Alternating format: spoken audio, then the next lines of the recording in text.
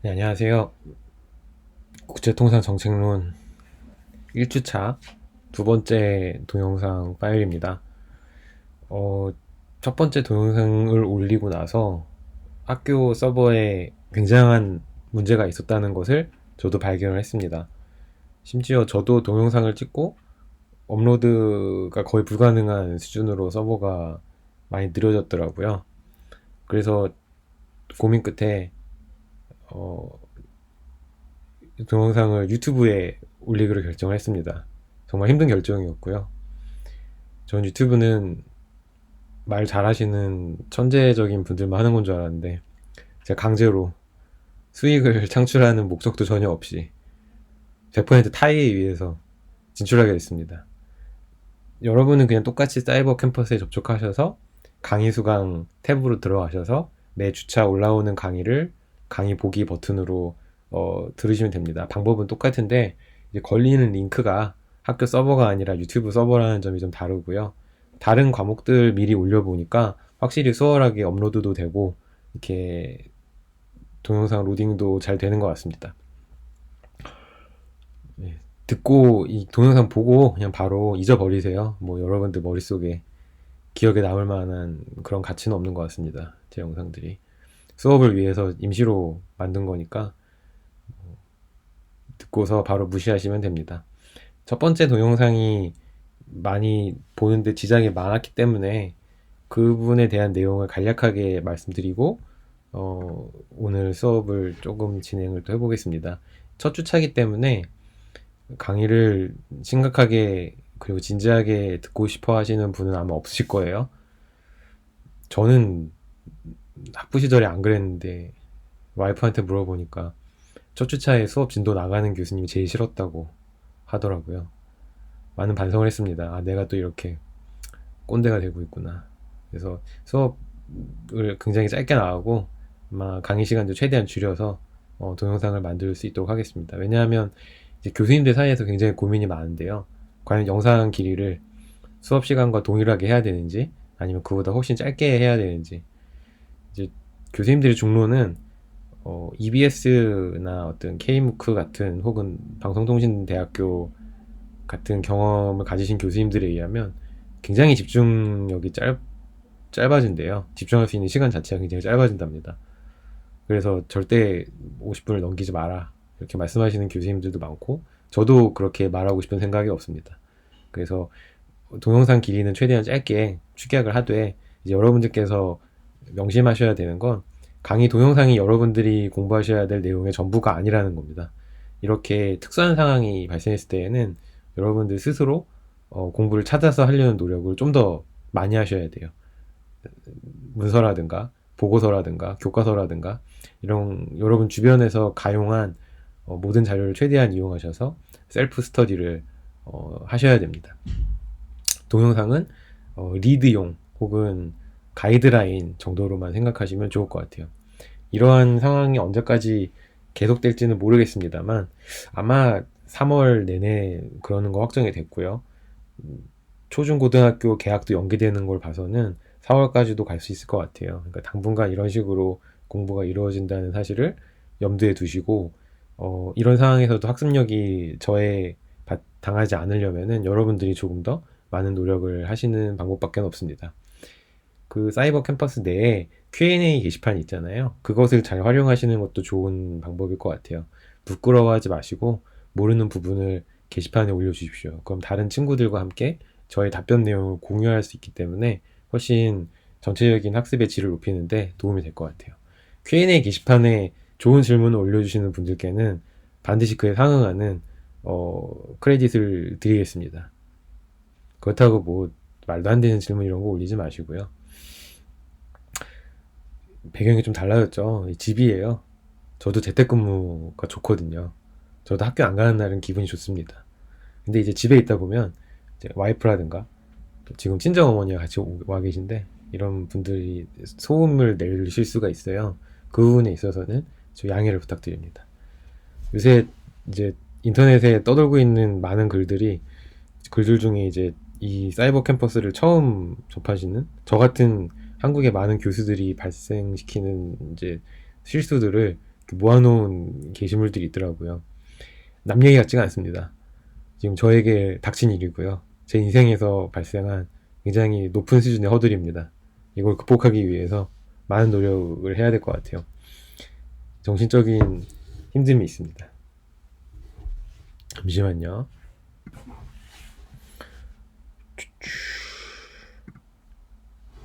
네, 죄송합니다. 전화가 왔어요. 카드사에서. 광고 전화. 세상이 그렇죠. 자, 아무튼 오늘 강의를 한번 진행해 볼까요? 지난 시간에 제가 말씀드린 것은 수업 내용입니다. 수업이 어떻게 진행될 것인지 간략하게 말씀드렸어요. 먼저 우리 국제통상정책론 수업의 목표가 뭔지 명확히 했습니다. 통상정책이라는 것은 다른 경제정책과 다르게 역사적으로 축적되어 온 어떤 경험의 산물이기 때문에 논리적이지도 않고 경제학적으로 딱 맞아떨어지는, 수학적으로 딱 맞아떨어지는 측면도 적습니다. 즉 정치 외교학적인 부분도 굉장히 많고요. 사회학적인 부분도 많고 뭐 그렇습니다.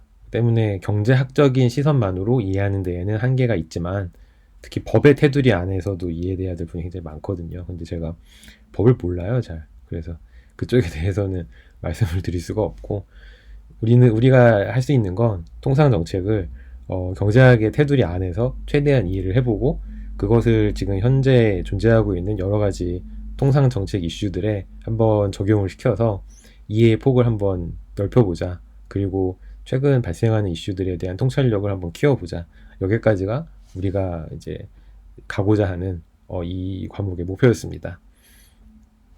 그래서 이 과목은 크게 보면 세 파트로 구분이 돼요. 첫 번째는 따분하고 그렇게 재미가 없는 통상정책이 과연 무엇인지 역사적인 흐름에 맞춰서 살펴보는 그런 시간을 한 5주차까지 가질 예정이고요.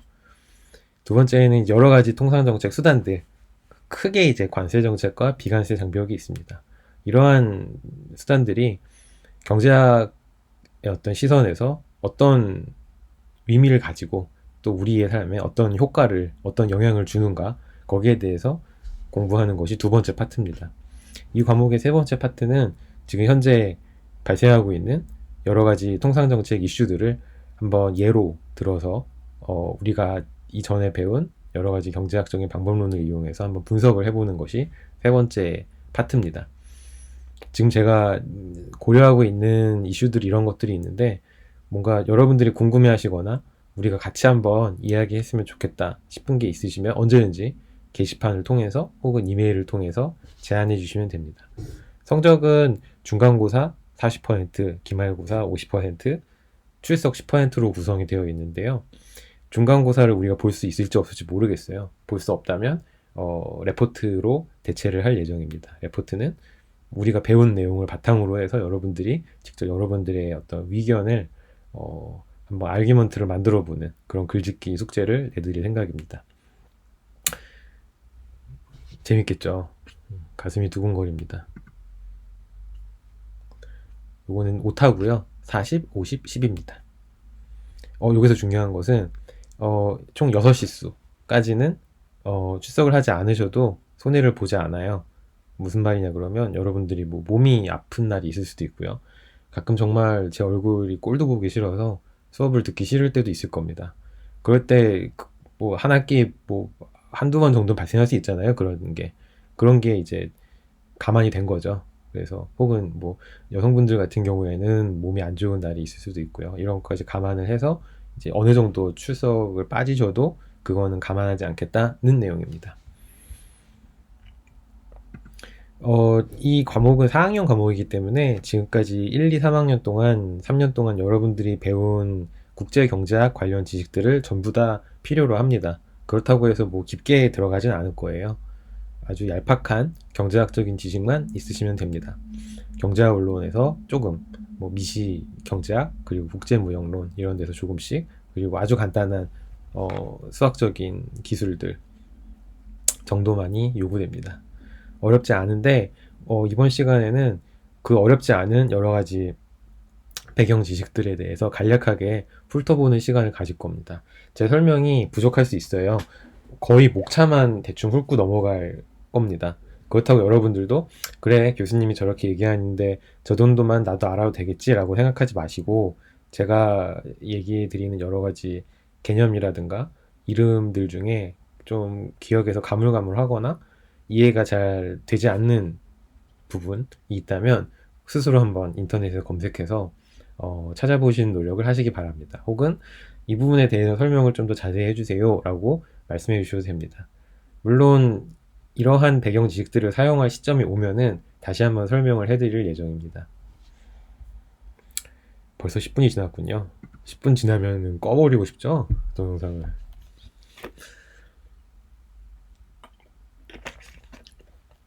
먼저 우리가 필요로 하는 경제학 원론에서의 지식은 수요의 법칙과 공급의 법칙입니다. 아주 간단해요. 여러분들도 모두 잘 알고 계시다시피 우리가 시장에서 물건을 사려고 할 때 적용되는 법칙이 수요의 법칙입니다. 즉 우리가 소비자가 됐을 때 우리의 어떤 소비 욕구, 아주 주관적인 소비 욕구는 이제 경제학적으로는 지불용이라고 정의가 되는데요. 이 지불용이는 굉장히 주관적인데 어떤 요인에 굉장히 크게 영향을 받습니다. 즉 시장에서 어떤 재화나 서비스를 구입하고자 하는 욕구는 그 시장에서 주어진 가격에 크게 영향을 받는다는 겁니다. 즉 우리는 어떤 제품에 대해서 주관적인 지불 용의를 가지고 있어요.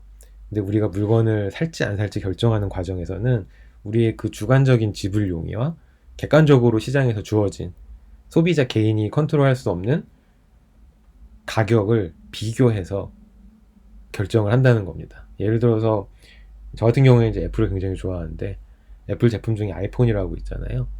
아이폰 가격이 제가 주관적으로 측정한 저에게 아이폰이 주는 행복 가치는 한 뭐 100만 원 정도라고 하죠.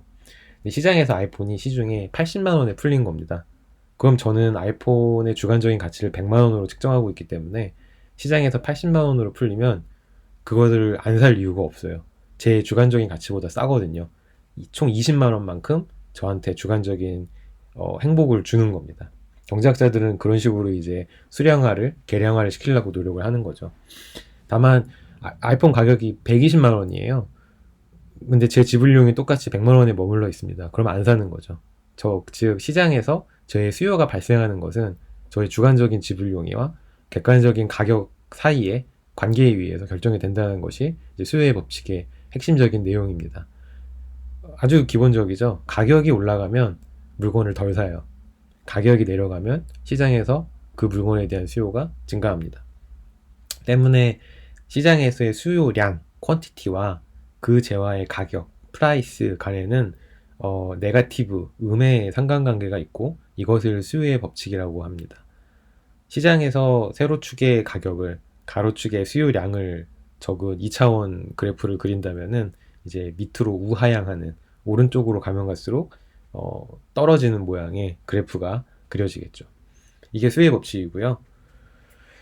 공급의 법칙은 판매자의 시각입니다. 즉 판매자 입장에서는 지불용이라는 개념보다는 실질적으로 제품 하나를 만드는 데 들어가는 생산 비용이 이들에게 있어서 이 물건을 시장에 내다 팔지 안 팔지 결정하는 중요한 어떤 요소 혹은 요인이 됩니다.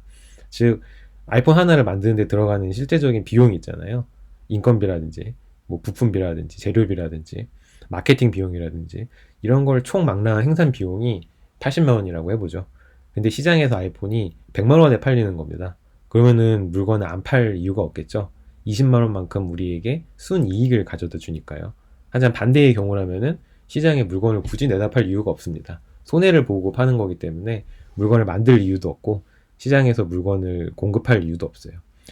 즉 공급의 법칙은 가격이 올라가면 올라갈수록 생산 비용을 보전하고 판매자에게 순이익을 가져다 줄 확률이 증가하기 때문에 공급 양도, 퀀티티도 같이 증가한다는 겁니다. 때문에 시장에서의 가격과 공급 양 간에는 양의 플러스의 상관관계를 가지고 이걸 2차원 그래프에 그리면 오른쪽으로 가면 갈수록 올라가는 우상향하는 모습의 그래프가 그려지겠죠. 이런 식으로 아마 수요 곡선과 공급 곡선이 그려질 겁니다. 시장에서의 균형은 공급량과 수요량이 주어진 가격 수준에서 일치하는 시점을 얘기합니다. 이 그림에서는 시장에서의 균형이 어딜까요? 공급량은 2달러에서 7개고요. 수요량도 2달러라는 주어진 가격 수준에서 7개로 공급량과 일치합니다. 수요량과 공급량이 2달러라는 가격 수준에서 일치하기 때문에 우리는 이 수준을 균형 거래량이라고 정의하고요. 이때 정해지는 가격을 균형 가격이라고 얘기합니다. 즉, 우리는 이 아이스크림 시장에서 균형 거래량은 7개, 그리고 균형 가격은 2달러라고 얘기할 수 있는 거죠. 어렵지 않죠? 너무 쉽습니다. 여러분들한테 너무 쉬운 내용인데 너무 시간을 많이 할애해서 죄송합니다. 여러분들의 자존심에 상처를 낸 건 아닌지 심히 죄송스러운 마음뿐입니다. 후생경제학은 영어로 이제 웰페어 이코노믹스라는 건데요. 이제 우리가 앞으로 관세 정책이나 비관세 장벽에 대해서 분석할 때 아주 중요하게 쓰이는 개념입니다. 때문에 지금 여기서 확실하게 기억을 되살리고 가는 것이 좋을 것 같아요. 두 가지 후생이 있습니다. 소비자 후생과 생산자 후생. 소비자 후생은 소비자들이 주어진 시장 가격에서 물건을 거래할 때 얼마만큼의 행복을 주관적으로 느끼는지를 이제 수량의 개념으로, 가격의 개념으로 측정을 한 겁니다. 정의를 내리면 이렇습니다. 제가 가지고 있는 지불 용의가 있죠. 예를 들어서 저의 첫 번째 아이폰 소비는, 아이폰이 저에게 주는 가치는 한 150만 원이에요. 근데 시장 가격은 100만 원이에요. 그럼 저는 100만 원만큼의 비용을 지불하고 150만 원만큼의 주관적인 행복을 사는 거기 때문에 총 50만 원만큼의 행복이 저에게 주어집니다. 잉여인 거죠, 저한테는. 이게 경제학자들은 일종의 후생이라고 측정을 해요. 주관적인 지불용을 어떻게 측정하느냐, 이게 굉장히 어렵고 난해한 문제이기 때문에 논란의 여지가 많은데, 일단 그런 게 객관적으로 측정이 된다고 가정을 한다면 지불용의에서 시장 가격을 뺀 나머지 부분이 소비자 후생이 됩니다. 이거를 수요량이 제로인 시점부터 균형 거래량 수준까지 쭉 다 더할 수 있겠죠. 적분이라고 합니다. 이게 바로 시장에 모두 존재하는 시장의 모든 소비자 후생을 다 합한 겁니다. 즉, 이 경우에는 시장에서의 소비자 후생은 면적 개념이 될 겁니다. 나중에 그림을 보고 설명을 하죠. 지금 볼까요?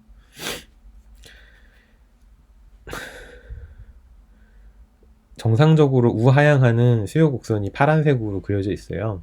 그리고 균형 가격도 결정돼 있습니다. 균형 거래량도 결정돼 있어요. 이 시장은 이제 단기적으로 움직이지 않는 시장이에요.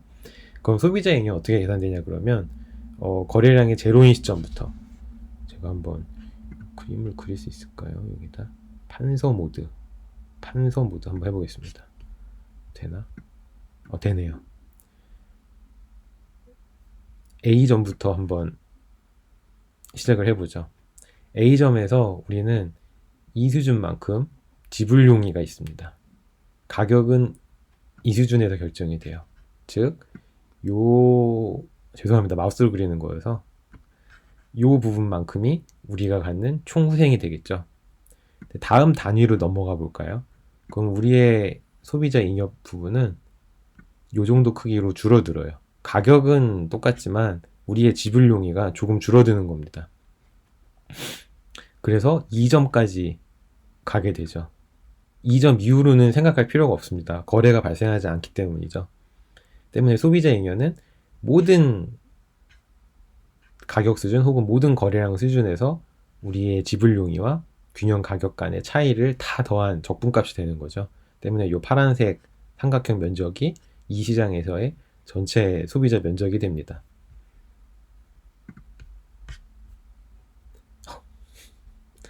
지워야겠네요. 지웠습니다. 생산자 후생은 반대예요. 가격이 생산 비용보다 높으면 플러스의 생산자 후생을 주겠죠. 즉 순이익으로 아마 측정이 될 겁니다. 이게 생산자 후생이에요. 역시 제로 수준부터 거래량 수준까지 모든 생산자 후생을 다 더하면 그 면적이 이 시장에서의 총 생산자 후생이 됩니다. 여기서 보면 빨간색 삼각형 면적이 되겠죠. 즉 소비자 잉여와 생산자 잉여는 반드시 별도로 계산이 이루어져야 됩니다. 이게 첫 번째로 여러분들이 중요하게 기억해 두셔야 될 테크니컬한 부분이고요. 소비자 잉여와 생산자 잉여를 구하기 위해서는 반드시 균형 가격 수준을 알아야 되고요. 거래량 수준도 알아야 됩니다. 밑변과 높이를 알아야지 면적을 구할 수 있잖아요. 소비자 잉여와 생산자 잉여는 서로 대체 관계에 있을까요? 한번 생각해 보십시오. 이것이 관세 정책과 비관세 장벽을 분석하는 데 있어서 굉장히 중요한 키워드가 됩니다. 이렇게 얘기하고 넘어가면 좀 멋있어 보이죠? 뭘 아는 것처럼. 허세죠, 허세. 탄력성의 개념도 굉장히 중요해요. 탄력성은 아마 여러분들이 다 알고 계실 거기 때문에 간략하게 설명만 드리고 넘어가겠습니다. 벌써 20분이 지났거든요. 마음이 급해지네요. 탄력성은 수요 곡선과 공급 곡선의 기울기와 관련이 깊습니다. 즉 가격이 변화할 때 수요량과 공급량의 변화량이 얼마만큼 민감하게 반응하는지를 나타내는 정도가 탄력성이에요. 즉 가격이 똑같이 한 단위 변했을 때 수요량이 공급량보다 훨씬 더 민감하게 반응을 해서 변했다면 수요의 탄력성이 공급의 탄력성보다 더 높다고 얘기할 수가 있겠죠. 이 탄력성이 왜 중요하냐 하면 탄력성에 의해서 정부가 이 시장에 개입했을 때에 미치는 영향력의 크기가 달라지기 때문입니다. 경제학 교과서를 이쯤 되면 한 번쯤 이제 펼쳐보고 싶으시죠? 무슨 얘기였지? 듣긴 들었는데 무슨 얘기인지 잘 모르겠다 하시는 분들은 한번 조세의 귀착 파트를 한번 다시 읽어보시면 좋을 것 같습니다. 여기서 중요한 건 두 가지예요, 크게. 가격의 공급 탄력성, 수요의 가격 탄력성 혹은 공급의 가격 탄력성이 조금 더 비탄력적일수록 세금을 적게 부담합니다. 그리고 탄력적일수록 세금을 더 많이 부담해요. 왜냐하면 탄력성이라는 것은 세금에 의해서 가격이 변화하게 될 때 세금은 결국 가격을 최종적으로 변화시키는 인자잖아요. 그때 훨씬 더 민감하게 더 화들짝 놀라서 반응하게 되니까 더 많은 효과가 미치게 되는 겁니다. 이게 첫 번째로 중요한 점이고요. 두 번째는 정부가 최초에 공급자, 소비자 중에 어디에 세금을 부과했는지는 경제적인 효과를 분석할 때 있어서는 전혀 중요하지 않다는 겁니다. 즉 조세의 귀착은 그 세금의 성격이 소비세인지 혹은 뭐 법인세인지는 전혀 중요하지 않은 거예요. 얼마만큼 이 두 경제 주체가 내재적으로 어떤 민감도를 가지고 있는지, 내재적인 어떤 경제학적인 성격이 조세의 귀착을 최종적으로 분석하는 데 있어서 훨씬 더 중요한 인자라는 것이 두 번째 중요한 점입니다. 경제학 원론에서 예를 또 가지고 왔는데요. 굉장히 비탄력적인 수요 곡선과 상대적으로 더 탄력적인 공급 곡선이 그려져 있어요. 세금이 소비자한테 부과가 되든 공급자한테 부과가 되든 상관이 없습니다. 세금이 최종적으로 누구에게 더 많이 부과되는지는 공급 곡선과 수요 곡선의 탄력성에 의해서 결정이 되는데 수요 곡선이 훨씬 더 비탄력적이기 때문에 구입자가 조금 더 많은 세금을 부과하게 됩니다. 조금 더 많은 세금을 이렇게 부담을 안게 되는 거죠. 그 다음으로 이제 중요한 게 미시경제학의 영역으로 넘어가면은 소비자 선택 이론이라는 게 있습니다. 소비자 선택 이론은 앞서서 봤던 수요의 법칙을 조금 더 수학적으로 명확하게 정리해 놓은 거예요. 여기에는 크게 두 가지 중요한 개념이 등장합니다. 첫 번째는 무차별 곡선이라는 놈인데 무차별 곡선은 효용이라는 개념을 먼저 알아야 돼요. 효용은 경제학자들이 경제 주체가 어떤 소비를 하든지 특정의 어떤 크기의 행복을 준다는 가정에서 출발을 합니다. 즉 사과를 먹든 밥을 먹든 햄버거를 먹든 우리는 행복해진다는 거예요. 소비를 하면 할수록. 즉 소비가 인간을 조금 더 행복하게 한다는 아주 단순한 가정에서 출발을 하고요. 소비를 많이 하면 많이 할수록 효용이, 즉 우리의 행복이 높아진다고 가정을 합니다. 물론 처음 하나를 먹었을 때보다 100개에서 101개를 추가적으로 먹었을 때 행복은 훨씬 적겠죠. 즉 한 개 효용은 점점 체감하게 되고요. 무차별 곡선은 소비자한테 동등한 효용을 주는 모든 소비 조합, 소비 번들을 모아놓은 겁니다. 즉 같은 무차별 곡선에 있는 모든 점은 이 소비자한테 똑같은 효용의 크기를 전달해 주는 거예요. 이제 무차별 곡선은 앞서서 우리가 계속 얘기했듯이 주관적인 우리의 어떤 행복을 나타내는 지표이기 때문에 상대적인 크기의 비교만이 가능하지 절대적인 크기의 비교는 불가능합니다. 나의 행복과 여러분들의 행복을, 나의 행복과 나의 친구의 행복을 객관적으로 비교할 수는 없잖아요. 근데 내가 조금 더 행복한지 내가 조금 덜 행복한지는 내 스스로 알 수 있으니까 그거는 비교가 가능하겠죠. 뭐 그런 얘기입니다. 무차별 곡선은 기울기가 있어요. 한 점에서의 기울기는 미분을 함으로써 우리가 알 수 있죠. 이 무차별 곡선의 한 점에서의 기울기는 나의 주관적인 상대적인 이 소비 번들에 존재하는 재화 간의 상대적인 가치를 나타냅니다. 즉 어떤 하나의 재화 단위로 측정된 다른 재화의 상대적인 가치가 무차별 곡선의 기울기가 됩니다. 우리가 재산이 무한대로 있다고 한다면은 무한대로 많이 소비하는 게 좋겠죠. 집도 최대한 넓으면 좋을 거고요. 자동차도 가장 비싼 차가 좋겠죠. 근데 우리는 불행하게도 수입이 한정돼 있습니다. 한정된 수입 안에서 우리의 효용을 극대화시키는 것이 경제학자들이 얘기하는 소비자의 최적화 문제입니다. 즉 컨섬션 옵티마이제이션 프로블럼은 주어진 예산 제약 하에서 유틸리티, 효용을 극대화하는 겁니다. 예산 제약은 시장에서 두 재화의 가격이 결정돼서 우리한테 오잖아요. 그 정보가. 즉 예산 제약의 예산 제약선의 기울기는 객관적인 시장 가치의 상대적인 정도를 나타냅니다. 즉 한 재화의 단위로 측정된 다른 재화의 시장 가치가 예산 제약식의 기울기예요. 그러면 소비자 효용 극대화 문제는 어떻게 정의가 될 수 있을까요? 예산 제약선에서 보여지는 객관적인 두 재화 혹은 더 많은 재화 간의 객관적인 시장 가치의 크기와 무차별 곡선에서 정해지는 제가 주관적으로 판단하는 재화 간의 상대적인 가치, 주관적인 가치가 일치할 때 효용이 극대화가 되겠죠. 그림으로 표현하면 다음과 같습니다. 복잡하죠? 어렵지 않습니다. 몇 분 읽어보시면 됩니다. MRS는 Marginal Rate of Substitution 혹은 한계 대체율이라고 하는 건데요. 이제 MUZ 다시 해봅시다. 이 부분 분자 이 부분은 이제 Marginal Utility of Z, 즉 피자를 한 단위 더 소비할 때 우리가 얻는 한계적인 효용의 증가분을 얘기합니다. 그리고 MUB 이거는 세로축에 그려진 브리또를 한 단위 더 소비했을 때 우리가 얻는 상대적인 한계 효용의 크기를 이제 피자 단위로 나타내는 거죠. 이 두 개 간의 상대적인 가치의 비율이 바로 이 점에서의 기울기 값인 거죠. 즉 우리가 예산 제약이 한정돼 있잖아요.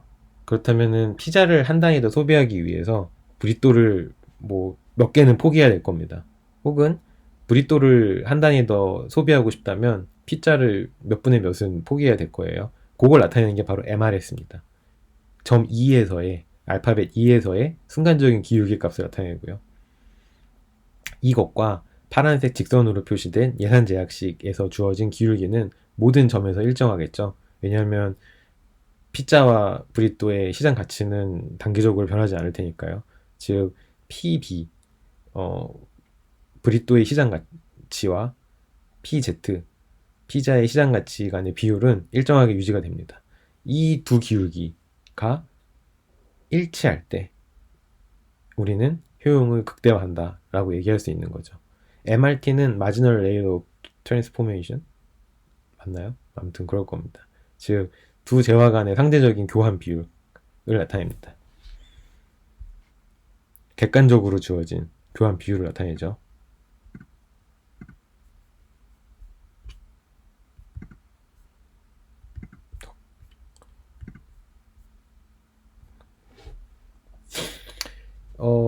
또 하나 우리가 알아야 되는 배경 지식은 30분이 넘었네요. 빨리 끝내도록 하겠습니다.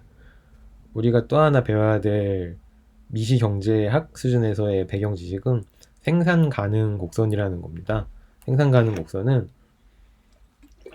이제는 생산자 입장에서 생산자가 생산할 수 있는 모든 재화나 서비스의 조합을 나타낸 점들입니다. 즉, 이 차원에서는 두 재화나 서비스의 조합으로 뭐 x, y 이런 식으로 하나의 좌표로 표현이 되겠죠. 모든 점들을 다 찍으면은 생산 가능 곡선 혹은 면적이 그려질 거예요. 이 생산 가능 곡선의 가장 바깥쪽에 있는 가장 가장자리에 있는 선들은 그보다 더 많이 생산할 수 있는 조합이 존재하지 않다는 의미에서 가장 효율적인 생산 지점들입니다. 즉 브리또를 3개, 피자를 1개 생산할 수도 있고요. 어떤 생산자는 혹은 브리또와 피자를 2개 이렇게 생산할 수도 있지만 브리또 3개, 피자 2개 이렇게 생산할 수 없는 거예요. 생산 가능 곡선 점 바깥에 존재하기 때문에 굳이 예를 들면 그렇습니다. 이제 생산자와 소비자를 함께 고려해서 시장 전체적인 균형을 미시경제학 수준에서 얘기한다면은 앞서서 우리가 봤던 수요 곡선, 공급 곡선과 똑같아요. 본질적으로는 소비자가 소비하고자 하는 수요량과 생산자가 공급하고자 하는 공급량이 동일한 객관적인 시장 가격 수준에서 일치할 때 시장의 균형이 발생을 합니다. 이때는 바로 이 시장 균형 점에서는 소비자가 생각하는 두 재화 간의 상대적인 가치와 시장에서 주어진 객관적인 두 재화 간의 가치, 비율, 그리고 생산자가 이 두 재화 번들을 생산하기 위해서 지불해야 되는 생산 비용의 상대적인 가치, 비율, 이 세 개가 모두 순간적으로 일치하게 되는 지점인 거죠. 시장의 균형이라는 것은. 그림으로 보면은 이렇습니다. 생산 가능 곡선은 굵은 파란색 곡선으로 그려져 있어요. 여긴 이제 파이어우드와 캔디 이렇게 두 개의 재화가 존재하네요. PPF의 가장 바깥쪽에 있는, 즉 굵은 파란색 선 상에 있는 모든 점들은 이 생산자가 가장 효율적으로 생산할 수 있는 파이어우드와 캔디의 생산 조합입니다. 까만색 직선은 예산 제약식이라고 우리가 이해할 수도 있고, 파이어우드와 캔디의 시장 가치 비율이라고 얘기할 수 있죠. 이거는 직선이기 때문에 가치가 변화하지 않아요. 위에 보시면은 이렇게 아예 시장 가치 비율이 2분의 1로 정해져 있습니다. 즉 캔디 2개당 파이어우드 하나인 거예요. 이 시장에서의 상대적인 가치는 A점에서 시장 균형이 발생하는데요. A점에서는 마이너스 2분의 1이라는 기울 기값이, 이 i는 무차별 곡선이에요. 이 무차별 곡선 상에서의 순간적인 기울 기값과 생산 가능 곡선에서의 순간적인 기울 기값 세 모두 마이너스 2분의 1로 일치한다는 겁니다. 이 점에서는 오직 이 경우에만 시장에서의 균형이 달성이 되는데, 좀 더 풀어서 설명을 하면은 캔디 2개당 파이어우드 1개. 근데 파이어우드가 뭐예요? 찾아봐야겠네요.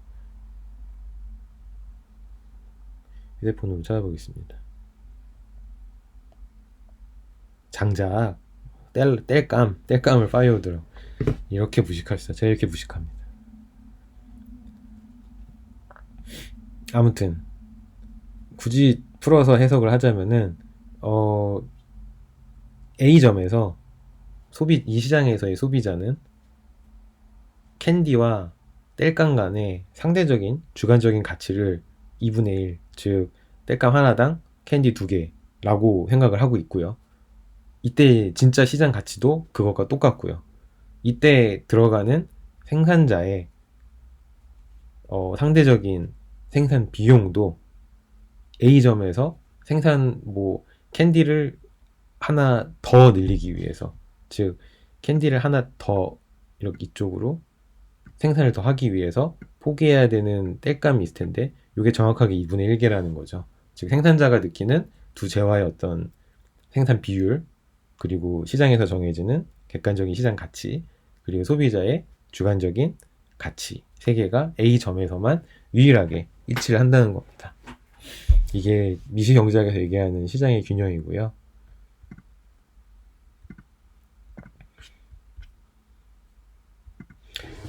이제 국제무역 쪽으로 넘어가면은 크게 두 가지 이론이 필요해요. 하나는 고전적인 교역의 이득, 우리가 컴패러티브 어드밴티지, 혹은 어, 뭐라고 그러죠?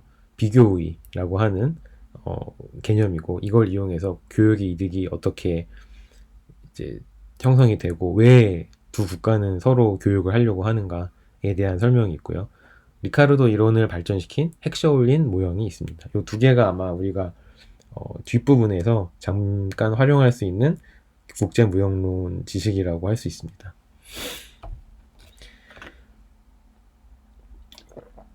힘드네요. 말하는 것도 너무 힘듭니다. 앞에 청중이 없이 말하는 게 이렇게 힘들 줄이야. 비교요인은 여러분들도 다 잘 아시다시피 리카르도 이론은 굉장히 단순해요. 두 재화가 있고 두 국가가 있습니다. 그리고 이 두 재화를 생산하기 위해서 들어가는 투입되는 생산 요소는 노동 딱 하나밖에 없어요. 즉 2x2x1 모형인 거죠. 어떤 재화를 생산하기 위해서 포기해야 되는 다른 재화의 단위를 기회비용이라고 정의한다면, 비교우위는 다른 국가에 비해서 기후비용이 더 적게 발생하는 재화의 생산을 의미합니다. 즉 우리가 어떤 재화를 생산하기 위해서 포기해야 되는 기회비용이 다른 국가보다 더 작아요. 그렇다면 우리는 그 재화를 생산하는 데 있어서 비교우위를 가지고 있다고 얘기할 수 있고, 리카르도에 따르면 그 재화를, 즉 비교우위가 있는 그 재화를 조금 더 많이 생산하고, 그렇지 못한 재화를 조금 덜 생산해서 우리가 조금 더 많이 생산한 재화를 수출하고, 비교율을 갖지 못한 덜 생산하는 재화를 수입을 하면은 교육으로부터 이득을 얻을 수 있다는 건데, 여기서 얘기하는 교육으로부터의 이득은 바로 소비 번들 혹은 소비량이 증가하는 것으로 측정이 됩니다. 기억나시죠? 전부 다. 프랭크와 로즈, 제가 좋아하는 맨퀴의 경제학에 나오는 두 국가의 얘기입니다. 프랭크는 폐쇄경제에서는 고기를 4온스, 감자를 16온스 생산했대요. 로즈는 고기를 12온스, 감자를 24온스 생산했습니다.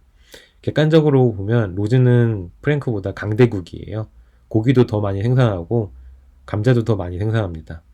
고기와 감자에 있어서 모두 절대 우위를 로즈가 가지고 있어요. 근데 리카르도는 절대 우위는 교역의 흐름, 패턴을 설명하는 데 있어서 전혀 중요하지 않다고 얘기를 합니다. 프랭크는 고기 한 단위를 더 생산하기 위해서 감자 4단위를 포기해야 돼요. 로즈는 고기 한 단위를 더 생산하기 위해서 감자 2단위만 포기하면 됩니다. 로즈가 고기에 있어서 비교 우위를 가지고 있고, 프랭크는 감자에 있어서 비교 우위를 가지고 있네요.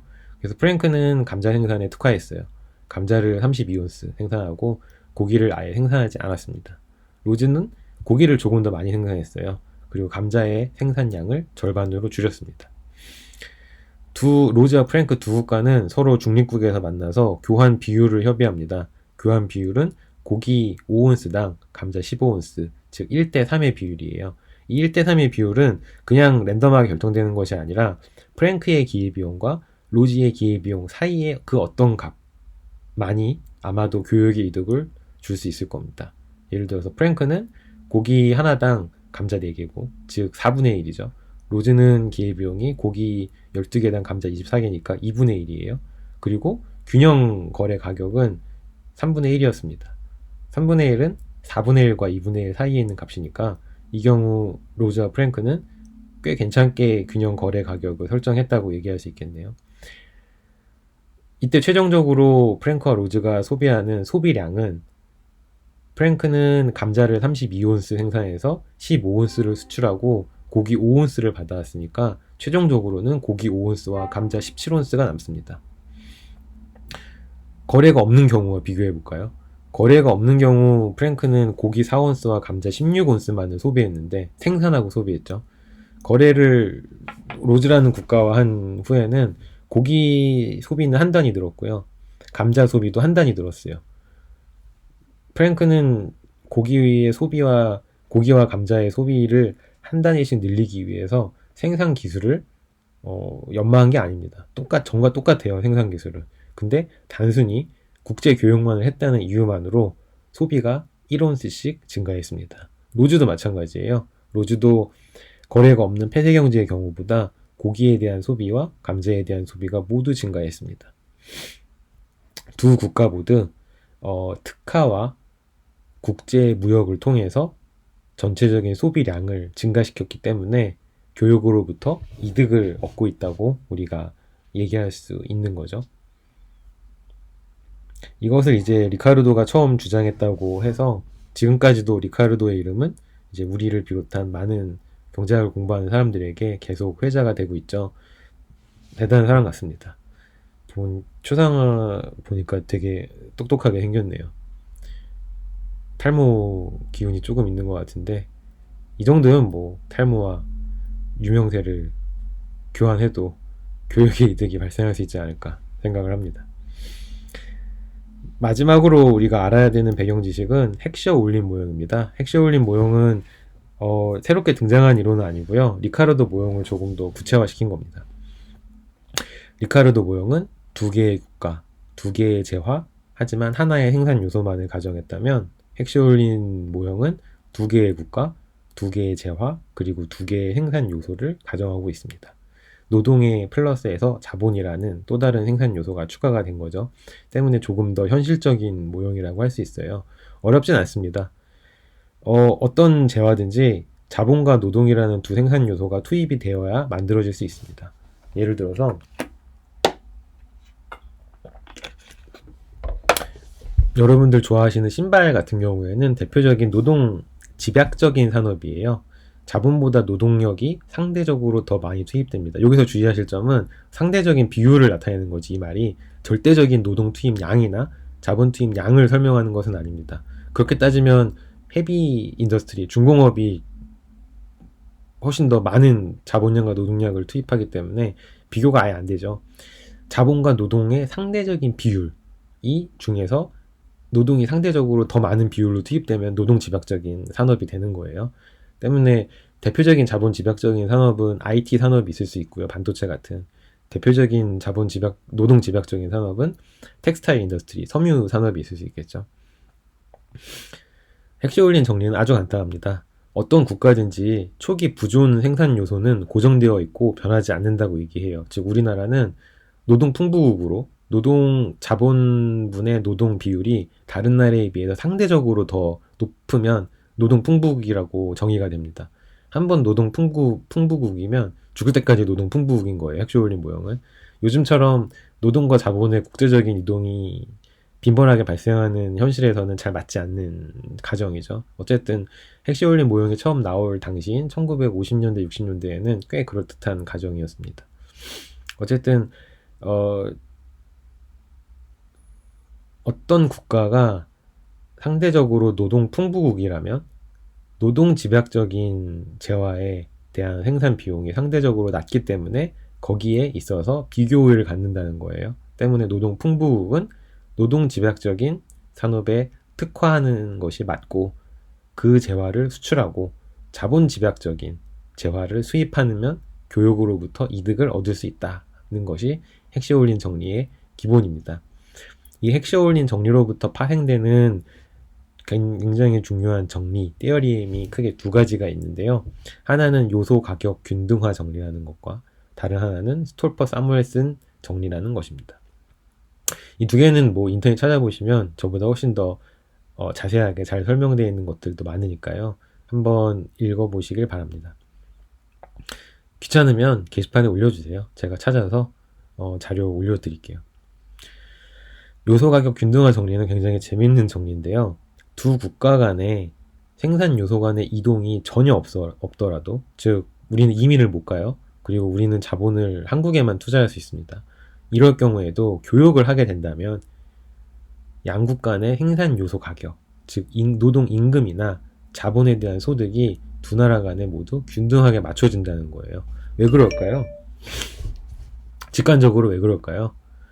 물건을 수출하거나 수입하는 행위는 물건을, 그 피지컬한 물건을 수출하고 국경 밖으로 내보내는 것이 아니라 그 물건 하나를 만드는 데 들어간 노동 요소와 자본 요소를 국경 밖으로 내보내는 그런 효과를 가집니다.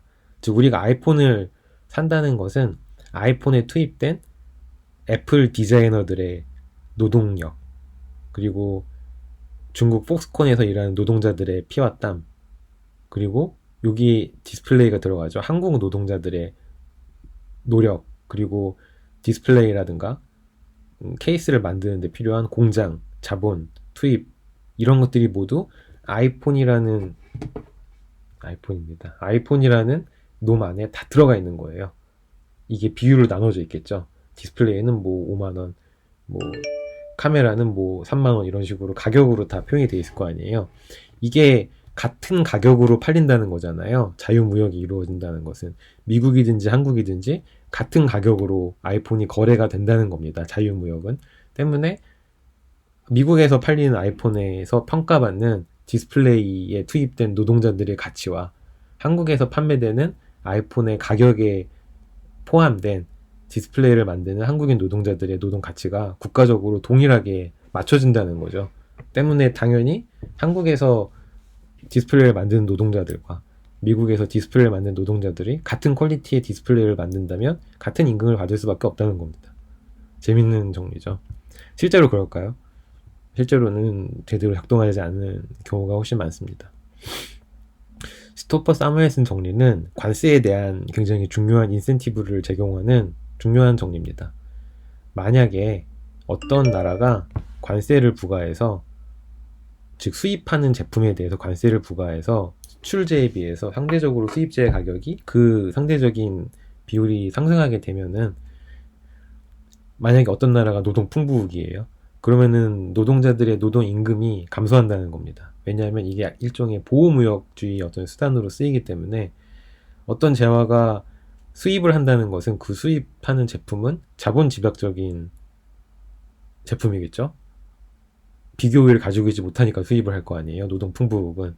근데 그 재화의 가격을 관세를 통해서 인위적으로 높이는 거예요. 그 말인즉슨 그 나라에서 판매되는 자본 집약적인 재화의 가격이 올라간다는 것이고, 자본 집약적인 재화의 가격이 올라간다는 것은 거기에 투입되는 자본 생산 요소 가격이 같이 올라간다는 겁니다. 근데 자본 집약적인 제품에는 자본이 노동보다 상대적으로 더 많이 투입되기 때문에 자본 쪽에서의 소득이 노동 부분에서의 소득보다 더 빠르게 올라가게 되겠죠. 때문에 자본을 노동에 비해서 과도하게 보호하는 결과를 초래할 수 있는 거예요. 그 얘기입니다. 즉 관세의 효과에 대해서 얘기하고 있는 겁니다.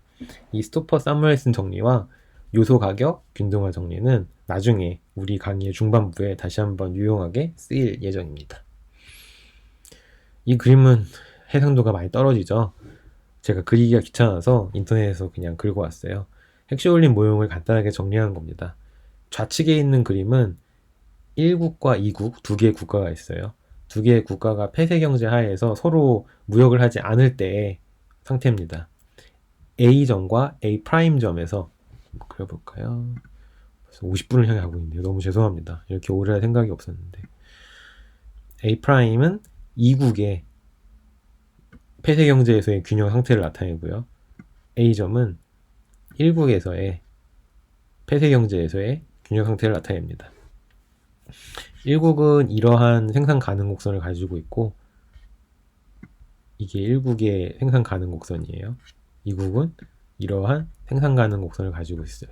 이 두 국가는 1이라는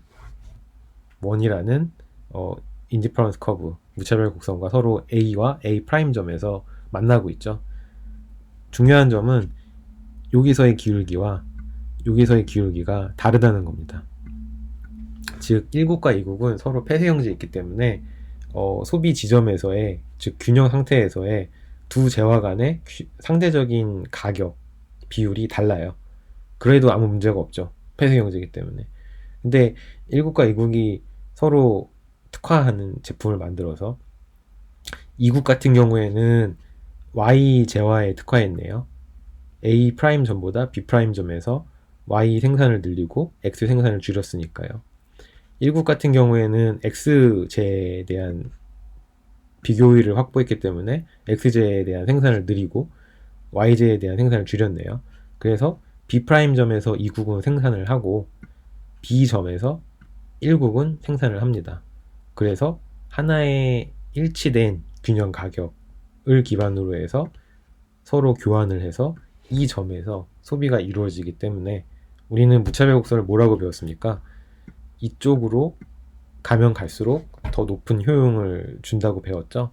때문에 요 A 프라임 점과 A 점보다 이 프라임 점인가요? 이 점에서의 소비 수준이 더 높기 때문에, 더 높은 무차별 곡선과 만나기 때문에 교육으로부터 이득이 반드시 있다라는 것이 이제 핵쉐올린 모형의 핵심이고, 그것을 이제 그래프로 잘 그려놓은 거라고 생각을 합니다. 제가 너무 빠르게 진행을 해서 아마 여러분들이 숨이 많이 차실 텐데, 온라인 강의의 좋은 점은 중간중간 스톱을 하면서 스스로 곱씹어 볼 기회를 제공한다는 것 같아요.